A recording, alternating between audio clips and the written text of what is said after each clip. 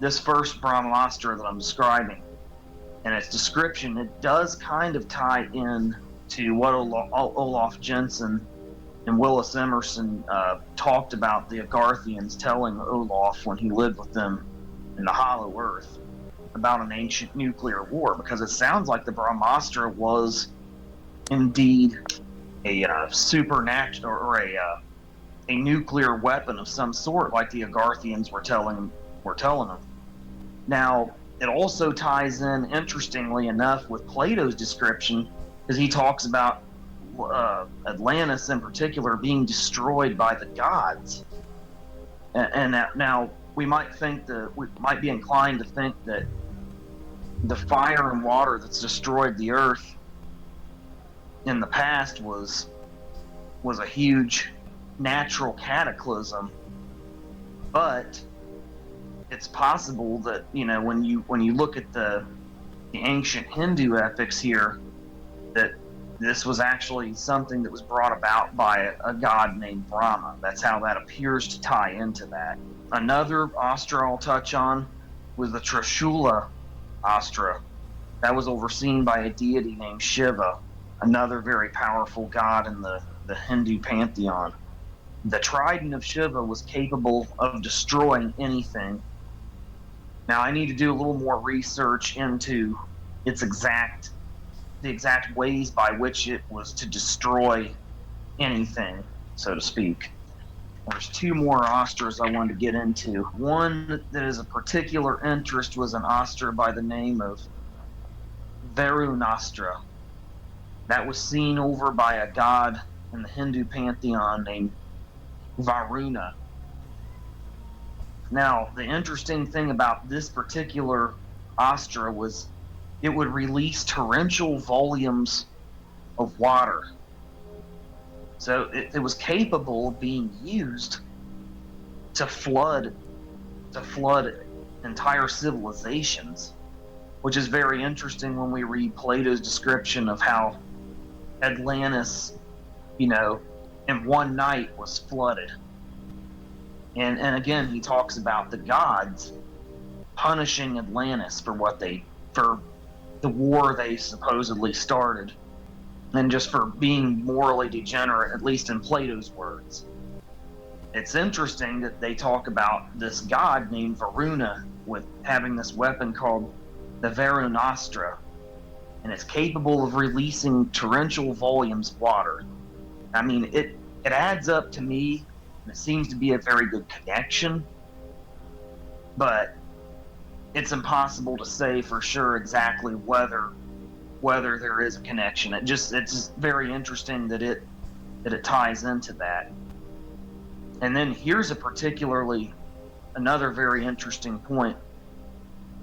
When I was talking about the caverns and caves and how whether they were naturally created or not, I did uncover a little bit when I was reading through the Astras that could point to them possibly these caverns and caves possibly having been artificially created.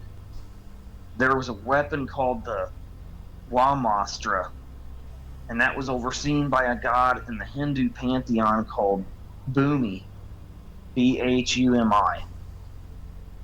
Now, the Brahmastra was capable of creating tunnels deep within the earth.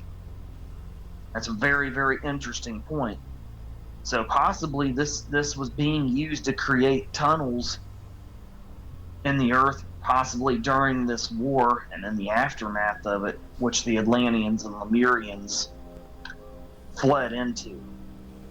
But then again, it's also possible that those caverns and caves they discovered and fled into the Hollow Earth were also naturally occurring.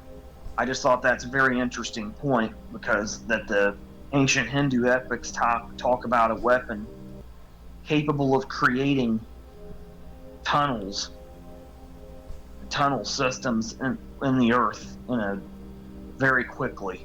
It does really appear to tie together. And then, of course, Plato talks about, like the gods sinking Atlantis. Well, according to the ancient Hindu epics, the gods had technology that could create the exact same things that Plato described having happened to Atlantis, these gods, as it were.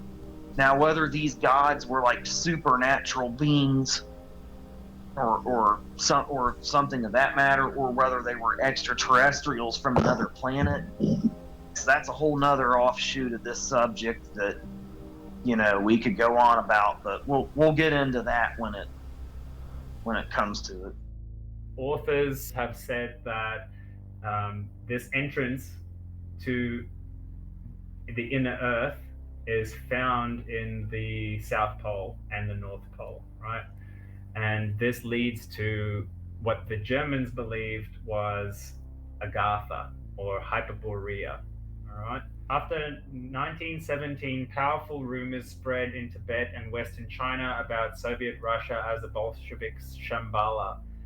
And when finally Japan annexed parts of China, creating the state of Manchukuo, Shambhala began to designate the land of the rising sun and became a symbol of pan-Mongolianism. Okay. However, at the end of the 19th century, Shambhala became important in theosophical doctrines, which is the founder Elena Blavatsky maintained that in this cave land hidden up in the Himalayas lived the wise teachers, powerful telepathic leaders of mankind who direct the development of civilization and preserve ancient science in their catacombs. These people were also known as the Great White Brotherhood. Even before the October Revolution, a visible figure among the mystics, a person, Alexander Barchenko, who was a doctor, writer, and psychic at that time, had been a visible figure among the mystics, Freemasons, and Rosicrucians in Petrograd. A graduate of the medical faculties of Kazan and Dorpat universities, he was just as seriously interested in astrology, palm reading, and magic as in medicine and science. He assumed all occult knowledge under the term ancient science and regarded it as a legacy left to us by extinct civilizations of the past, which perished as a result of global cataclysms, but managed to preserve their knowledge in hidden caves at the top of the highest mountain ranges, out of the reach of the worldwide flood. This is now the flood of the Bible and other myths. Now, these are books I have not found, and I would like to find them. Anyone that does find them, please let us know, because we would like to read them. At the center of the world order suggested by Barchenko lies the cave region Shambhala Agartha, populated by all-powerful telepaths, from which important information enters the world via messages given to travelers as well as by telepathic means. He first came into contact with them through the acquaintance with Alexander Christoph, who told him that during a trip to Paris, he became acquainted with some Indians through the well-known mystic and occultist Saint Ives. These Indians claimed that in prehistoric times there existed a very great culture in northwestern Tibet, and that this culture knew of some astonishing synthetic method that represented the highest level of universal knowledge, and that the propositions of European mysticism and occultism, including Freemasonry, constituted a distorted rehash and echo of this ancient science. Barchenko remembered what Krivtsov told me was the first stimulus directing my thinking towards a search that was to determine my entire life, assuming the possibility that remains of this prehistoric science had survived in some form or another. I began to research ancient history and the culture of mystical teachings and gradually entered mysticism. My fascination with mysticism went so far that in 1909 and 1911, having studied handbooks, I started to practice chiromancy.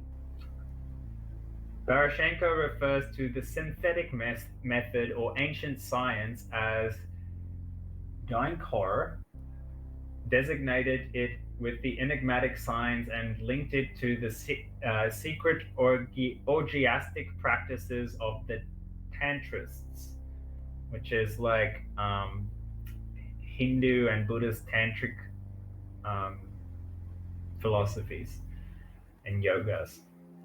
The strongest and most irrefutable and convincing tool in this effort is the evidence that the Earth still knows, in virtually untouched form, not only the accidentally preserved practical formulae of tantric science, but also its entire rationality-based theory. So basically, he's saying that some of these methods still exist and also the theory behind them. So it's not just mythology anymore, it's a practical science. In 1911, convinced of the practical value of ancient science, Barashenko carried out experiments to determine the nature of telepathy, or as it was then called, brain rays. In his article, The Transmission of Thought Over a Distance, Barashenko describes the original contraption he used for his paranormal experiments. Now, I won't read exactly how this contraption worked. It's a little bit involved. But basically, these people started to investigate telepathy back then, and some of them, through these secret societies, were able to contact what they believed were the Agathans, which was populated by political telepaths, magic leaders who are able to influence life on Earth using incantations and power of thought. These powerful creatures allegedly live in caves in the Himalayas and from time to time send out emissaries to the powerful of this world. Saint Ives claimed that the existence of this brotherhood in the heart of Asia had been known to the mystical sects of ancient times and to the Templars, the Knights Templar. It was this claim of the French occultists in Barashenko's retelling, which would later become the starting point of research carried out under the auspices of the OGPU. The Bolshevik Revolution put a temporary stop to Barashenko's research in the field of telepathic connections and a direct link to the Synarchic Brotherhoods of Asia.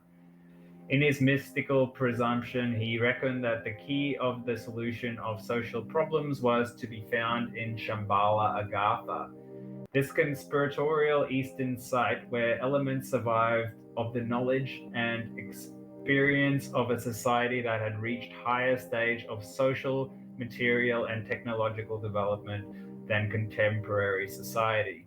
And because of that, it was very important to find ways to reach Shambhala and establish ties with it. The people best suited to this task were probably those who were free from any attachment to material things, property, personal enrichment, free from egotism, that is, people who had reached the heights of moral perfection.